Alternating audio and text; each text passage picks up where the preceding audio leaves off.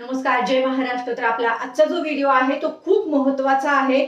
ज्या आमच्या महिला अनुसूचित जाती प्रवर्गामधल्या आहेत त्यांच्यासाठी माझा आजचा व्हिडिओ आहे. बघा, आत्ताच माहिती आलेली आहे. तर माहिती कशी आहे, तर माहिती अशी आहे की आता आपल्या अगोदर आपल्या 91 लाख महिला अपात्र झाल्या. ह्याच्यामध्ये वेगवेगळ्या कारणांमुळे त्या महिला अपात्र झाल्या. ह्याच्यामध्ये पुरुष लोकांनी पण लाभ घेतला, ते पण अपात्र झाले. आता ह्याच्यामध्ये ज्या महिलांची केवायसी झाली नाही त्या महिला पण सध्या आता अपात्रच आहेत, कारण त्यांना हप्ताच मिळत नाही.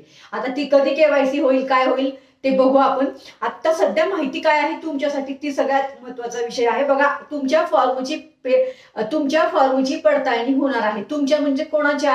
ज्या महिला आमच्या अनुसूचित जाती प्रवर्गामधील आहेत त्या लाडक्या बहिणींच्या फॉर्मची पडताळणी होणार आहे. आता ही पडताळणी का होणार आहे, तर बहुतेक सरकारच्या निदर्शनामध्ये असं आलेलं आहे की याही प्रवर्गामधील महिलांनी फॉर्म भरलेले आहेत, त्या अपात्र असूनही लाभ घेत आहेत. आता या प्रवर्गामधल्या महिलांनी जर अपात्र असून लाभ घेतला असेल तर त्यांच्या फॉर्मची पडताळणी होणार आहे. आता याच्यामध्ये किती महिला अजून अपात्र ठरणार हे सगळ्यात महत्वाचा मुद्दा आणि बघण्यासारखा असणार आहे की आता किती महिला ह्याच्यामध्ये अपात्र ठरतील. त्यामुळे जेव्हा ही पडताळणी होईल, जेव्हा ह्याच्यामध्ये कोणी अपात्र होईल, जेव्हा ही माहिती सविस्तर येईल त्यावेळेस तुम्हाला खात्रीशीर माहिती परत देणार आहे. पण आता आपल्याकडे माहिती आलेली आहे आणि माहितीच्या आधारावर ही माहिती तुम्हाला दिलेली आहे की अनुसूचित जाती प्रवर्गातील महिलांच्या फॉर्मची पडताळणी होणार आहे. तुम्ही पण अनुसूचित जाती प्रवर्गातील असाल तर तुम्ही पात्र असाल तर काळजी करू नका, तुम्हाला हप्ता निरंतर मिळेल, इथे कुठेच डाऊट नाहीये.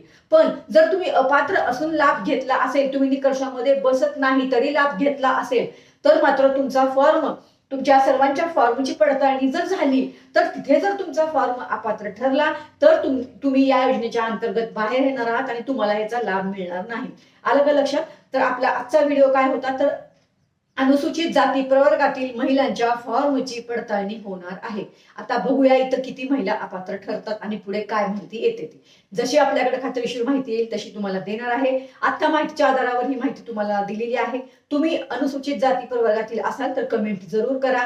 बाकी सर्व अपडेट तुम्हाला वेळोवेळी देतच आहे. अशाच खात्रीपूर्ण माहितीसाठी आपल्या मनीषा धुमाळ ऑफिशियल या युट्यूब चॅनलला लवकरच तात्काळ आपल्या युट्यूब चॅनलला सबस्क्राईब, लाईक, शेअर जरूर करा आणि या व्हिडिओला शेअर जरूर करा, कारण ही माहिती सगळ्यांपर्यंत पोहोचू द्या.